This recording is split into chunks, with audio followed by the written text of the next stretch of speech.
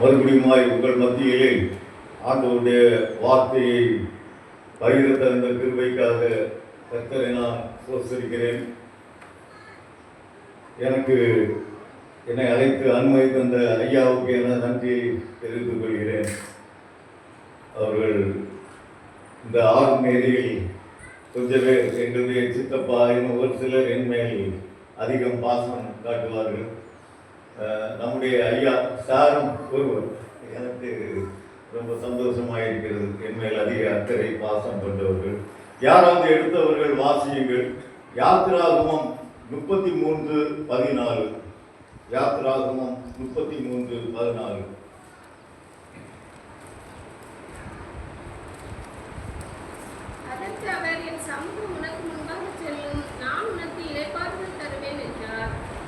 என் சமூகம் உனக்கு முன்பாக செல்லும், நான் உனக்கு இளைப்பாறுதல் தருவேன். என் சமூகம் உனக்கு முன்பாக செல்லும், நான் உனக்கு இளைப்பாறுதல் தருவேன். இஸ்ரவேல் மக்கள் கானான் தேசத்தை நோக்கி செல்கிறார்கள். தேவ சமூகமானது அவர்களுக்கு முன் சென்று இரவும் பகலும் பாதுகாத்தார், நடத்தினார். இரவும் பகலும் வழி நடத்த அவர்கள் கானானிலே போய் பத்திரமாய் சேர்ந்தார்கள். வெற்றி கிடைத்தது, சேர்ந்தார்கள். அத்தேசத்தின் நன்மையை அனுபவித்தார்கள். அங்கே அவர்களை பாதுகாத்தார், பராமரித்தார், வழி நடத்தினார். 3 காரியங்கள். கானான் தேசத்திலே அவர்களை பாதுகாத்தார், பராமரித்தார், வழி நடத்தினார். என்னுடைய தாயார் அருமையானவர்களே ஒரு ஆசிரியை. அவர்கள் என்னை பெற்றார்கள், பாதுகாத்தார்கள், பராமரித்தார்கள், வழி நடத்தினார்கள். அவருடைய பெயர் ஜாய் டீச்சர். இப்படி ஒரு அருமையான ஊழியக்காரனாக மாற்றி கர்த்தருடைய கிருபையினால் என்னை மாற்றி இருக்கிறார்கள். இன்றைக்கு உங்கள் மத்தியிலே பாதுகாக்கும் கர்த்தர், பராமரிக்கும் கர்த்தர், வழி நடத்தும் கர்த்தர், இந்த 3 காரியங்களை நான் பகிர்ந்து கொள்ளலாம் என வாஞ்சிக்கிறேன். நம்முடைய ஆவிக்குரிய வாழ்க்கைக்கு பிரயோஜனமாக. முதலாவது, பாதுகாக்கும் கர்த்தர். பாதுகாப்பு எவ்வளவு அவசியம் பாருங்க. இந்த செய்தித்தாள் நியூஸ் பேப்பரை பார்க்கும்போது கண்ணீர் வருது. எத்தனையோ இஸ்ரவேல் மக்கள் இறந்து போகிறார்கள் யுத்தத்தினால். எத்தனையோ அமெரிக்கர்கள் இறந்து போகிறார்கள். கர்த்தர் நம்மை கிருபையாய் பாதுகாத்து வருகிறார். ஒரு குறைவில்லாமல் பாதுகாத்து வருகிறார். இயேசுவுக்கான எபிரேயு அரேபிய பெயர் யெஷுவா. YESHUA. யெஷுவா.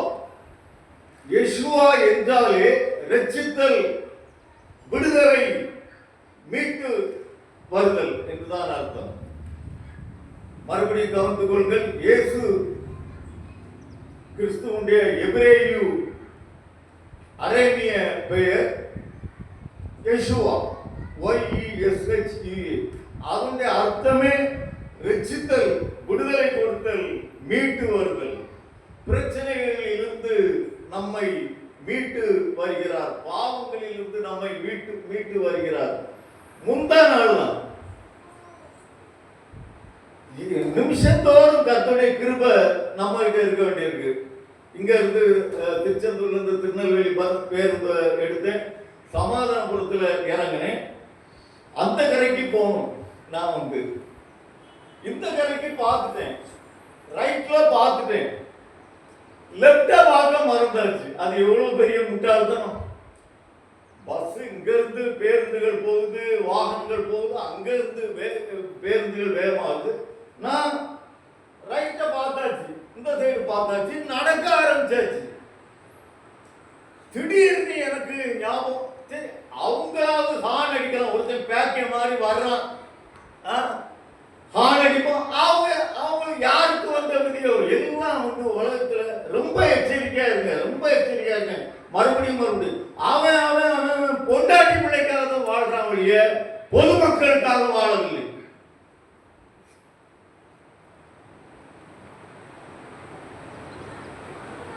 நீங்களே உணர்ந்திருப்பீங்க. உங்களை யார் நேசிக்கிறா? யார் சார் நேசிக்கிறா? நிறைய பேர் நம்மளை சாவுன்ட்டு தான் நினைக்கிறான். சரி, அதை விடுங்க. அவங்க அங்க இருந்து எனக்கு எச்சரிப்பு சத்தம் கிடைக்கல. ஒரு 2 அடி போயிட்டு திடீர்னு அது கர்த்தருடைய கிருபை. லெப்ட்ல பாக்குறேன் ஒரு பஸ் பேருந்து வேகமாக வருகிறது. உடனே பின்னால ஓடிட்டேன். கர்த்தர் பாதுகாக்கிறார். பாதுகாக்கும் கர்த்தர், பாதுகாக்கும் கர்த்தர். எண்ணாகமம் 6:24. யாராவது சத்தமாய் வாசியுங்கள். எண்ணாகமம் 6:24. கர்த்தர் உன்னை ஆசீர்வதித்து உன்னை காக்க கடவர். கர்த்தர் உன்னை ஆசீர்வதித்து உன்னை காக்க கடவர். பாருங்க, சமாதானபுரத்துல என்ன கர்த்தர் காத்தார். இது உலக பிரகாரமான காத்தல்.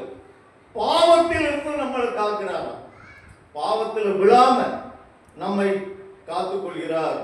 வனாந்தரத்திலே இஸ்ரவேலை பாதுகாத்தார். நோய் துன்பங்களில் இருந்து பாதுகாத்தார். சத்துருக்களின் நாச மோசங்களில் இருந்து பல முறை பாதுகாத்தார். பார்வோன் இஸ்ரவேல் மக்களை துரத்தி வருகிறான். முன்னே செங்கடல், பின்னே மிலிட்டரி ராணுவம். எங்க போவீங்க? முன்ன போன கடல்ல மூழ்கி சாவணும்.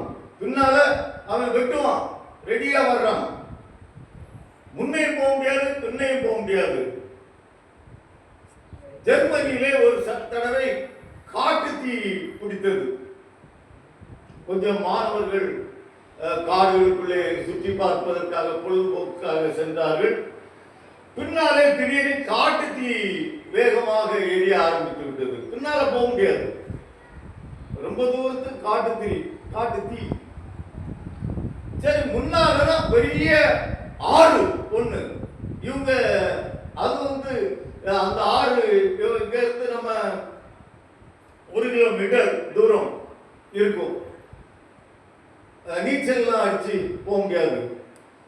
அப்போ பின்னே கொழுந்து விட்டு எரிகிற தீ, முன்னே காட்டாறு. அப்போ இவங்க முழிச்சுக்கிட்டு இருக்காங்க. உடனே செல்போன் இல்ல. இப்ப அது கர்த்தருடைய கிருபை. அந்த செல்போன் நம்ம கரங்கள்ல இருக்கிறது. உடனே செல்போன்ல அரசாங்கத்துக்கு அடிச்சுட்டாங்க. அவங்க உடனே ஹெலிகாப்டர்ல இவங்களை தூக்கிட்டு போயிட்டாங்க. அப்போ இஸ்ரவேல் மக்கள் பின்னாலே ராணுவம், முன்னாலே செங்கடல். நான் அடிக்கடி சொல்லுவேன், எல்லாரும் ஏதாவது பிரச்சனை இருந்தா, நம்ம தேவன் செங்கடலை பிரித்த தேவன், அதனால பயப்பட வேண்டாம் அப்படி சொல்லி எனக்கு ஆறுதல், என்னை நானே ஆறுதல் படுத்திக் கொள்வேன். அந்த பிரச்சனையும் தீர்ந்து போகும். யாத்ராகமம் 17ஆம் அதிகாரத்திலே அமலேக்கியர் ரெபிதீமிலே இஸ்ரவேலோடு யுத்தம் பண்ணுகிறார்கள். யோசுவா அமலேக்கியரையும் அவன் ஜனங்களையும் பட்டய கருக்கினால் முறியடித்தான். பாருங்க, பெரிய வெற்றி. இப்போ பிரச்சனைகளிலிருந்து கர்த்தர் நமக்கு விடுதலை தருகிறார் என்று பெருமையாக அருமையாக பார்த்தோம். ஆனால் நம்ம பாவத்துல வாழ்ந்தா விடுதலை தருவாரா? தரமாட்டார். அப்படியே அதுல கடந்து அழிந்து ஒழிந்து போ என்று கூட சொல்லலாம். ஆண்டவருக்கும் நமக்கும் இடையில் எந்த ஒரு பிரச்சனையும் இல்லாதபடி பார்த்து கொள்ள வேண்டும். பாருங்கள், இங்கே ரெபிதீமிலே இஸ்ரவேலோருடைய யுத்தம் பண்ண வந்தார்கள். யோசுவா அந்த எதிரிகளை பட்டய கருக்கினால் முறியடித்தான். இஸ்ரவேல் மக்களை காத்தான், ரட்சித்தான் என்று பார்க்கிறோம். ஒரு நீதிமான் காட்டுக்குள்ளே தங்க நேர்ந்தது. அங்கே படுத்து தூங்கிவிட்டார். ஒரு கொடியவன் அவரை கொலை செய்ய வேண்டும் என்றே இருந்தான். இது ஒரு நல்ல வாய்ப்பு அவனுக்கு கிடைத்தது. ஊருக்குள்ள லேசில் அவனை கொல்ல முடியாது. அந்த நீதிமான 4 பேர் சண்டைக்கு வந்துருவாங்க. அப்போ இவன் அவரை கத்தியோட நெருக்கிறான். அந்த நீதிமானை, அந்த ஊழியக்காரரை. அந்த ஊழியக்காரரை சுற்றி தேவதூதர்கள் இருந்தார்கள். ஒளிமயமான காட்சி, அற்புதமான காட்சி. அவன் பயந்து ஓடிவிட்டான். பாருங்கள், பாதுகாக்கும் கர்த்தர். இரண்டாவதாக பராமரிக்கும் கர்த்தர். இப்போ ஜான்குமார் ஆகிய என்னை பாதுகாத்தா மட்டும் போதுமா? சோறு தர வேண்டாமா? என்ன செல்வம், சோறு தர வேண்டாமா? உடுதுடி காரியங்கள் நான் செல்வத்திட்ட ஆண்டோடைய நாம் மகிமைக்காக சொல்றேன். செல்வத்திட்ட சொல்லி வரும்போது எல்லாம் இந்த பைபிள் புதுசுடா, 1400 ரூபாய்க்கு 4 வரையில வாங்கினேன், புதுசு. இந்த சட்டை புதுசு, இந்த வாட்சி புதுசு, வேற அப்படி சொல்லிட்டு இருந்தேன் வரும்போது. அப்போ பாதுகாத்தால் மட்டும் போதாது, நமக்கு தேவையான காரியங்களை எல்லாம் தர வேண்டும். அந்த பைபிள் ரொம்ப பழசா போச்சு, அதை ஒதுக்கிட்டு புது பைபிள் 1400 ரூபாய் என்று கொரியாவில் பிரிண்ட் எடுத்த பைபிள், நாகர்கோயிலில் கிடைக்கிறது, திருநெல்வேலியும் இருக்கும். அப்போ பராமரிக்கும் தேவன், சாப்பாடு தர்றாரு, நல்ல துணிமணிகள் தர்றாரு, போஷிக்கிறார். ஆத்ம பராமரிப்புக்கு நமக்கு தேவாலயம் தந்திருக்கிறார். இஸ்ரவேல் மக்களுக்கு ஆசாரிப்பு கூடாரம், பலிகள், சர்மாக்க பிரமாணங்கள், ரட்சிப்பை கொண்டு வரும் கருவிகள். பாவத்திற்கு நம்மை விலக்கி காப்பதே ஒரு நல்ல ஒரு பராமரித்தல். பாவம் போயிட்டாலே உலக பிரகாரம் ஆசீர்வாதம் வந்துடும். மறுபடியும் சொல்றேன், பாவமானது நம்மை விட்டு போய்விட்டாலே உலக பிரகாரம் ஆசீர்வாதம் நம்மை தேடி வரும், வெட்கப்படுத்த மாட்டார். நம்மை பாதுகாக்கவும் சத்துருவை ஜெயிக்க பலன் அருளவும் தேவன் எப்போதும் நம்மோடு இருக்கிறார். சரீர பிரகாரமாய் வானத்திலிருந்து மன்னாவை வரவழைத்து கொடுத்தார், காடை இறைச்சியை கொடுத்தார், பராமரிக்கிறார்.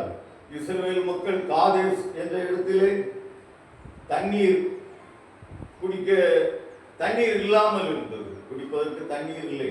அவர்கள் முறுமுறுக்க ஆரம்பித்தார்கள், ஆரோனுக்கு விரோதமாக முறுமுறுத்தார்கள் என்று வேதத்திலே வாசிக்கிறோம். நாங்கள் எங்கள் பிள்ளைகளுக்கு சாகும்படியா கொண்டு வந்தீர்கள். கர்த்தர் மோசே ஆரோனிடம் சொல்கிறார், ஒரு கோலை எடுத்து கண்மலையோடு பேசுங்கள் என்றார்.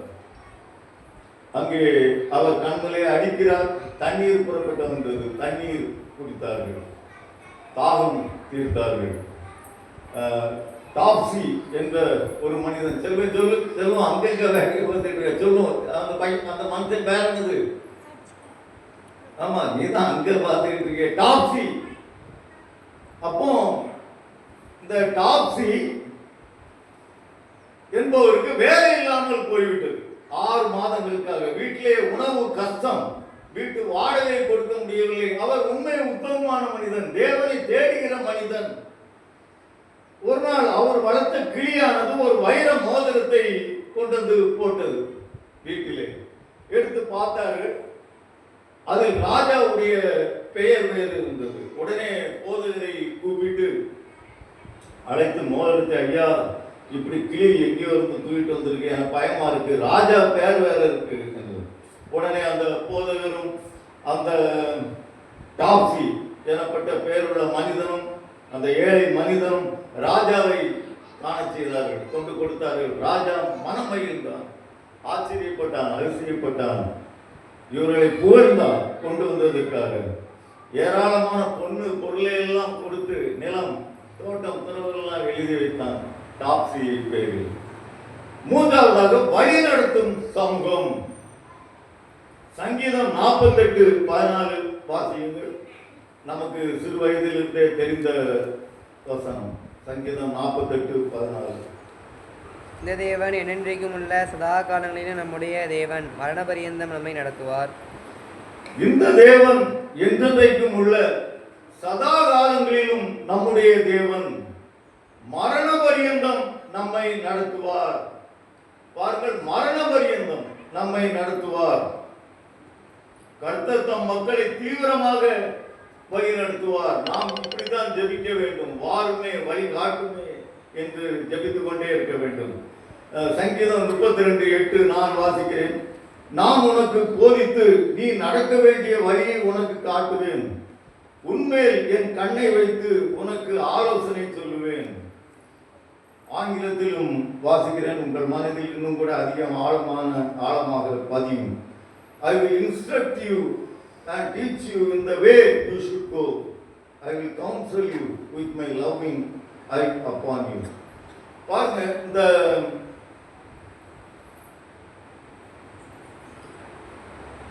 இந்த சங்கீதம் 32:8 பல தடவைகள் வாசிக்கணும் போல இருக்கு. ஆனா அப்படி வாசிக்கின்ற நீங்க வீட்டுக்கு போய் சமையல் பண்ணணும், பல வேலைகள் இருக்கு. நான் உனக்கு போதித்து நீ நடக்க வேண்டிய வழியை உனக்கு காட்டுவேன், உண்மையில் என் கண்ணை வைத்து உனக்கு ஆலோசனை சொல்லுவேன். இப்போ எனக்கு ஒரு மகன் இருக்கான்னு வச்சுக்கிடுங்க. அவன் 1ஆம் வகுப்புக்கு மேல அவனால படிக்க முடியல, மூளை வளர்ச்சி இல்லாம போயிட்டுன்னு வச்சுக்கிடுங்க. அவன் படிச்சதே 1ஆம் வரைக்கும். உதாரணம், அதுக்கு மேல அவனுக்கு ஒன்றும் கையில அவன் படிக்க முடியல. 2ஆம் வகுப்புலாம் பாஸ் பண்ணி 2ஆம் வகுப்புக்கு அனுமதிக்க மாட்டேங்கிறாரு. அப்படியே வீட்டிலே இருக்கான், ஒண்ணுமே இல்லை, மூளை வளர்ச்சி இல்லை, சரீரம் மட்டும் வளருது, மேற்கொண்டு படிக்க இயலவில்லை. அப்போ அது பரிதாபமான. இன்னைக்கு நிறைய கிறிஸ்தவங்க இப்படிதான் இருக்காங்க. அதான் 1ஆம் வகுப்பு தான் பாஸ் பண்ணியிருக்காங்க. இன்னைக்கு இருக்கிற கிறிஸ்தவங்கள்ல 98% மேல அந்த ஆக்கத்துல தான் இருக்காங்க. அதான் ரட்சிப்பு 1ஆம் வகுப்பு. புரியுதா? மனம் திரும்புகிற ஜீவன் இது எல்லாமே 1ஆம் வகுப்பு தான். சரி, அதை விடுங்க, ஏன் கதையை சொல்றேன். போன மாசம் நான் உங்ககிட்ட பிரசங்கம் பண்ணும்போது அது அன்னைக்கு 2வது ஞாயிற்றுக்கிழமை பேசுறேன். வழக்கமா 3வது ஞாயிற்றுக்கிழமை பேசுறேன், 2வது ஞாயிற்றுக்கிழமை எதை பற்றி பேசுறேன்? அடைக்கலப்பட்டது. அதுவும் ஒண்ணா போனோம்.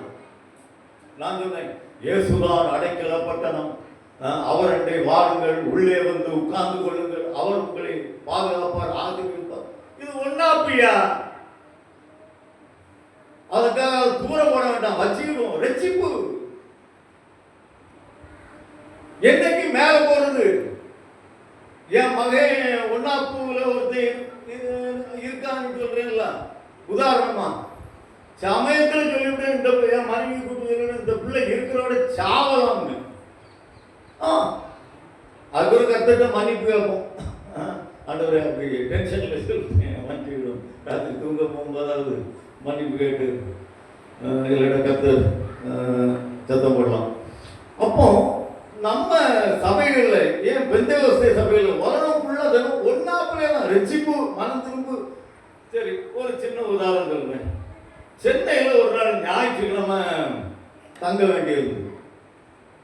அங்க ஒன்று, அது பக்கத்தில் ஒரு பெரிய சிஎஸ்ஐ ஆலயம் ஒன்று உண்டு. ஒன்று சரி, ஞாயிற்றுக்கிழமை இருக்க அங்க ஐயர்வாள் என்ன பேசுனாங்க தெரியுமா? சங்கீதம் 23:1 தான் அன்னைக்கு. அது எது கீடெக்ஸ்ட் பிரசங்க வாக்கியம். நான் எடுத்ததுக்கெல்லாம் எங்கே பிரசங்க வாக்கியம் அன்னைக்கு என்னது இங்க இருக்கு. யாத்திராகமம் 33:14. என் சமூகம் உனக்கு முன்பாக செல்லும், நான் உனக்கு இளைப்பாறுதல் தருவேன். அது கர்த்தர் என் மேய்ப்பராய். நல்ல வசனம் தான். சங்கீதம் 23:1 குறைஞ்சு வருது. ஆனா 1ஆம் தான் அது. புரியுதா? அப்படியே மதுரையில ஒரு நாள் தங்க வேண்டியிருந்து ஞாயிற்றுக்கிழமை. உடனே அந்த லாட்ஜில் உள்ள பையனை கூப்பிட்டு, அந்த மேனேஜரை கூப்பிட்டு, இல்லப்பா அங்க எனக்கு மதுரை அவ்வளவு தெரியாது, மெட்ராஸ் ஓரளவு தெரியும், இங்க பக்கத்துல கிறிஸ்தவ இங்க சர்ச்சு ஏதாவது இருக்காப்பா கேட்டேன். சொல்லு, நான் இப்போ மணி 8 ஆகுது, நான் ஒரு ஆட்டோ பிடிச்சி போகலாம், அது பக்கத்துல நடந்து போகலாம். அவன் சொன்னான், சார் இங்க பக்கத்துல 5 நிமிஷம் நடந்தாலே ஒரு சர்ச் இருக்கு. சர்ச்சு நீ பொதுப்படையா அது கத்தோலிக்க சபையா, எங்க சிஎஸ்சி சபையா, அதுல பெந்தேகோஸ்தே சபையா, அதை சொல்லு. சார் அந்த விவரம் எனக்கு தெரியாது. ஒரு சபை 5 நிமிஷம் நீங்க நடந்து லெப்ட்ல பார்த்தாங்களே, சரி போவோம் ரெண்டு போனா அது ஒரு பெந்தேகோஸ்தே சபையா இருக்குது. சரி நம்ம சிஎஸ்சி தான், சரி பக்கத்துல இந்த சபை தான் இருக்கு. உடனே அங்கே இருந்து தொடங்கல, 9 மணிக்கெல்லாம் போய் உட்கார்ந்துட்டாங்க. அந்த போதகர் அன்னைக்கு என்ன பேசினார் தெரியுமா? அவருடைய டெக்ஸ்ட் சொல்றேன், பிரசங்க வாக்கியம். யோவான் 3:3. யாராவது வாசிங்க. நல்ல வசனம் தான், ஆசீர்வாத வசனம். யோவான் எழுதின சுவிசேஷம் 3:3.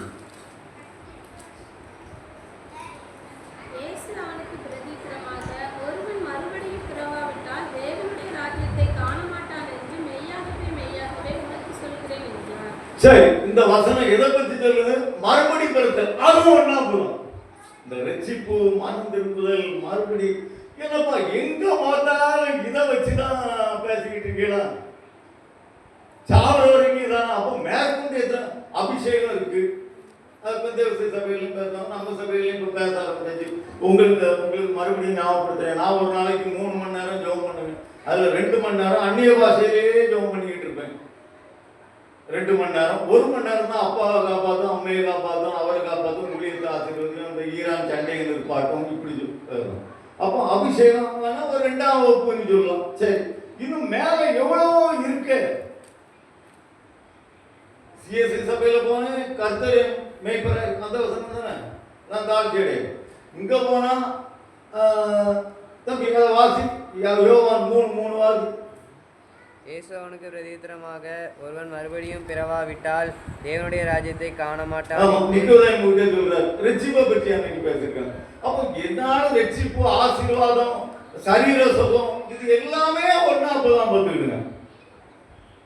ஏன் மேற்கொண்டு உள்ள காரியங்கள் இந்த வேதத்துல முழு வேதத்தையும் படிச்சு ஆராய்ச்சி பண்ணி மேற்கொண்டு உள்ள காரியங்களை ஏன் செய்யக்கூடாது என்பது என்னுடைய கேள்வி. சரி, இப்போ முக்கியமான வசனத்துக்கு வருவோம். மத்தேயு எழுதின சுவிசேஷம் 7:21. மத்தேயு எழுதின சுவிசேஷம் 7:21.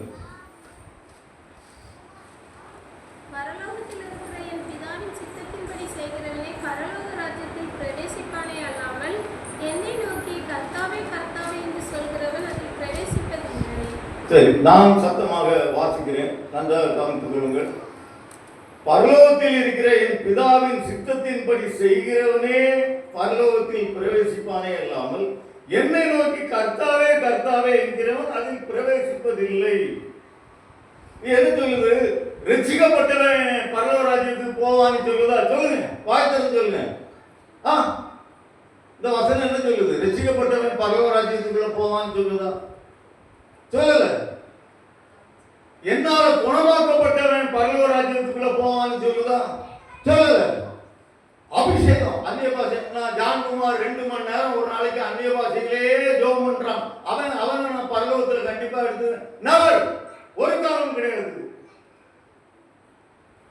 பரலோகத்தில் இருக்கிற என் பிதாவின் சித்தத்தின்படி செய்கிறவனே பரலோகத்தில் பிரவேசிப்பானே இல்லாமல் என்னை நோக்கி கர்த்தாவே கர்த்தாவே என்கிறவன் கர்த்தருடைய சித்தங்களை நம்ம செய்யணும்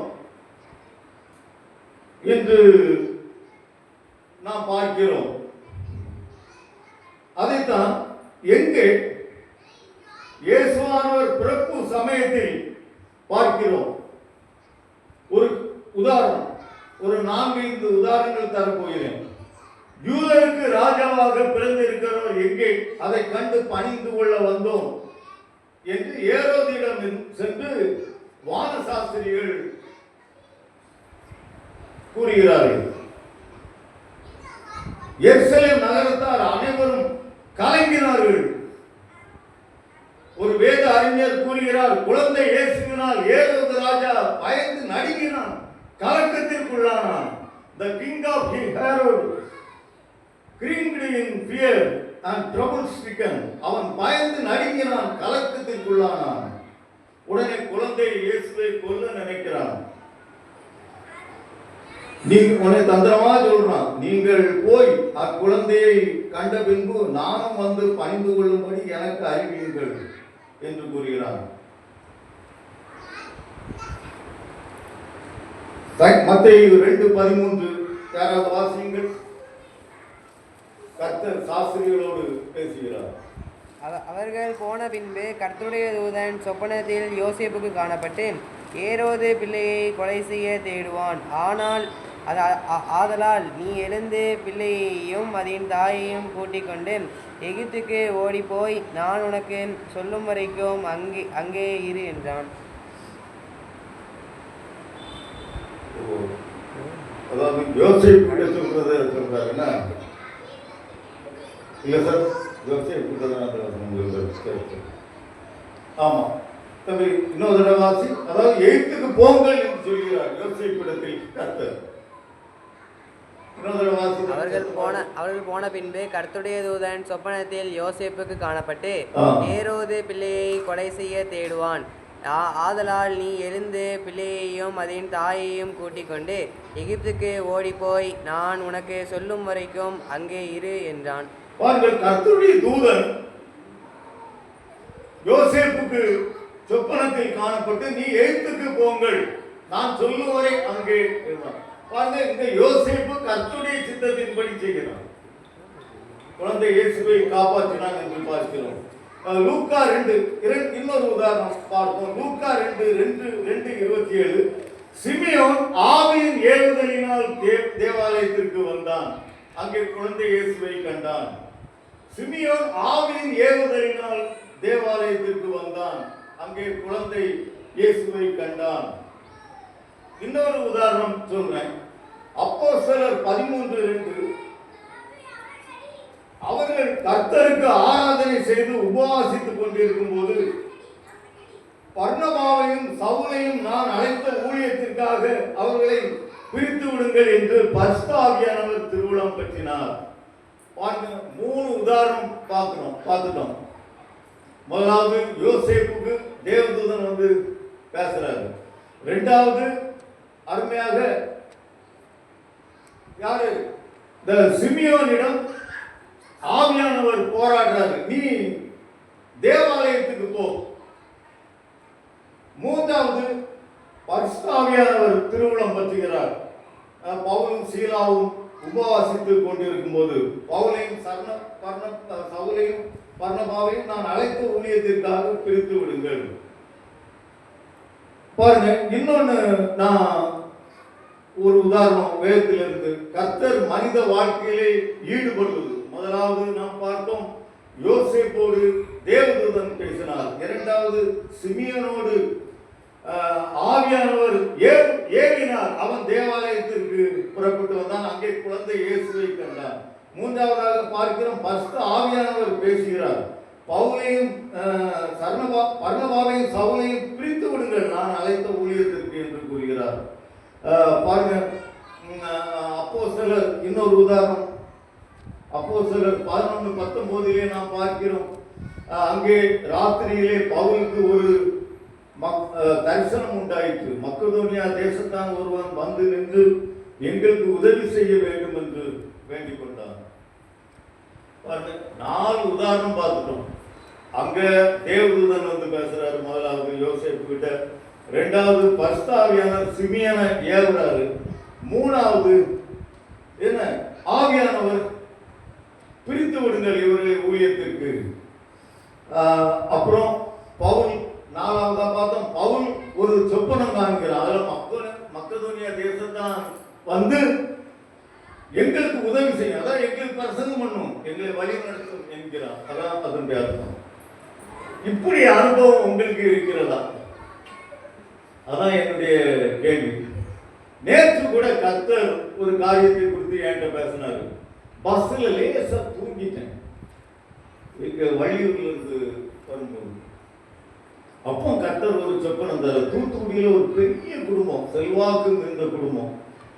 அந்த குடும்பத்தோட எதிர்காலத்துல நீ எந்த தொடர்பும் வைக்காத என்று எனக்கு எச்சரித்தார். சரி, இப்போ என் கதையும் சேர்த்து 5 உதாரணங்கள் வேதத்துல பார்த்துப்போம். இவ்வளவு நாளா வேலைக்காரங்களா இருக்கீங்களா, ரசிக்கப்பட்டுட்டேன்னு கர்த்தர் உங்ககிட்ட பேசியிருக்காரா? அந்த அனுபவம் உண்டா? சரி, இன்னொன்னு சொல்லுங்க. கர்த்தருடைய தூதன் பிலிப்புவை நோக்கி, அப்போஸ்தலர் 8:26, இது எல்லாம் புதிய ஏற்பாட்டில் தான் சொல்றேன். கர்த்தருடைய தூதன் பிலிப்புவை நோக்கி, நீ எழுந்து காசா பட்டணத்துக்கு போகிற வனாந்தர மார்க்கமாய் போ என்கிறார்.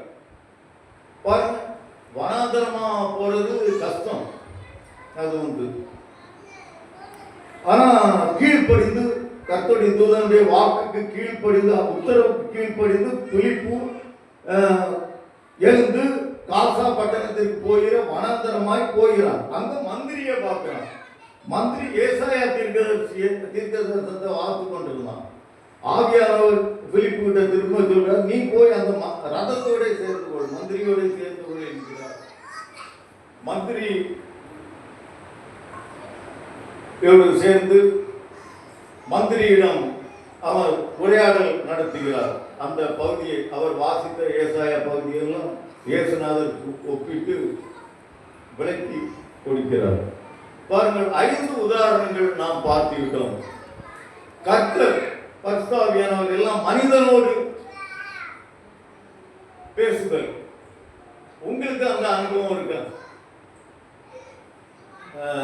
இருக்கோ இல்லையோ நீங்க சொல்ல வேண்டாம், உங்களுக்கு உங்க மனசுக்குள்ள சொல்லிக்கிடுங்க. அந்த அனுபவம் வேணும்.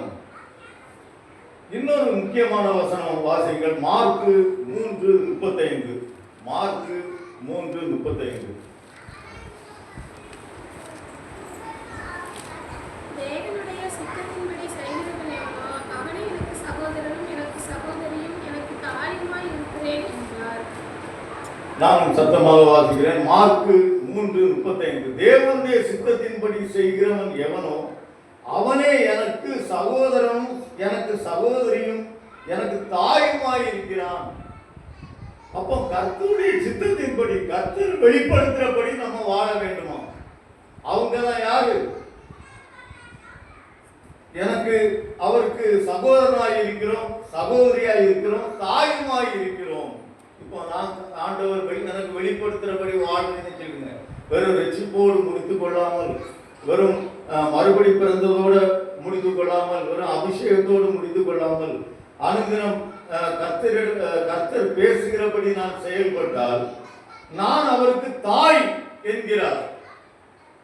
எவ்வளவு வல்லமையான பவர்ஃபுல்லான ஒரு வசனமாக இருக்கிறது.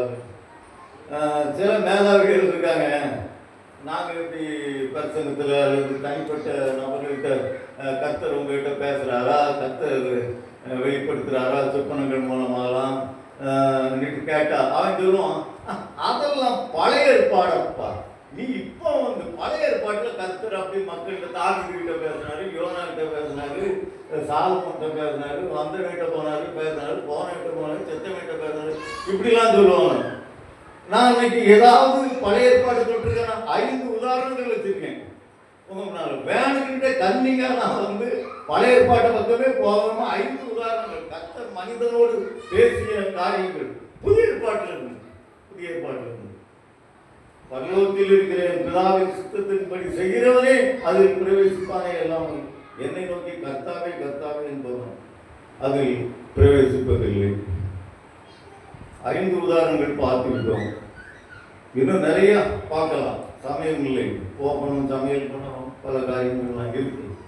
அவர் பாதுகாக்கும் கர்த்தர், பராமரிக்கும் கர்த்தர், வழி நடத்தும் கர்த்தர்.